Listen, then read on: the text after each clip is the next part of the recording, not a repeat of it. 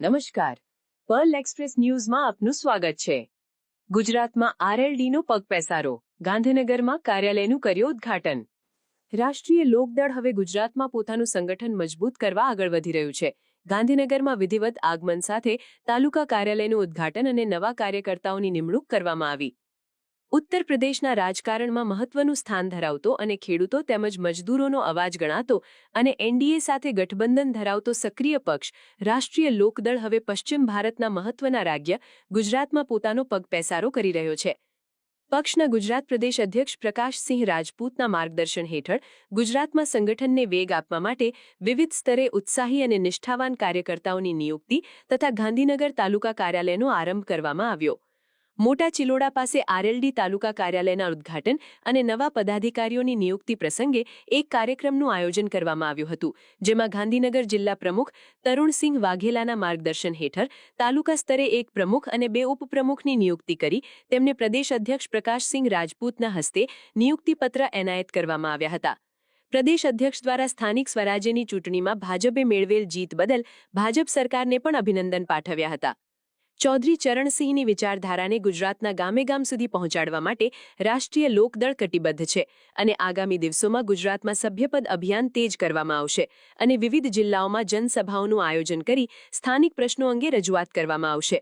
નવનિયુક્ત કાર્યકર્તાઓને પક્ષ તરફથી અભિનંદન પાઠવવામાં આવ્યા હતા અને તેમને લોકસેવાના કાર્યોમાં જોડાવા આહવાન કરવામાં આવ્યું હતું।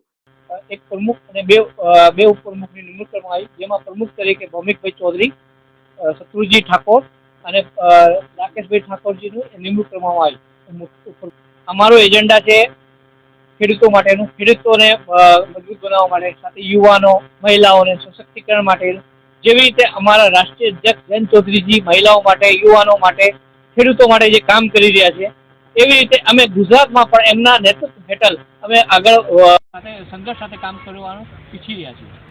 હું ખૂબ અભિનંદન આપીશ ભારતીય જનતા પાર્ટીને, સાથે આપણા જે મુખ્યમંત્રી છે ભૂપેન્દ્રભાઈ પટેલજીને, સાથે એમના ગુજરાત અધ્યક્ષ છે વિશ્વકર્માજીને, એમને ખૂબ અભિનંદન આપીશ, જેવી રીતે એમને ગુજરાતમાં એક ભગવો લહેરાયો છે અને આખા ગુજરાતમાં આજે જે રીતે જીત થઈ છે એના માટે ખૂબ અભિનંદન।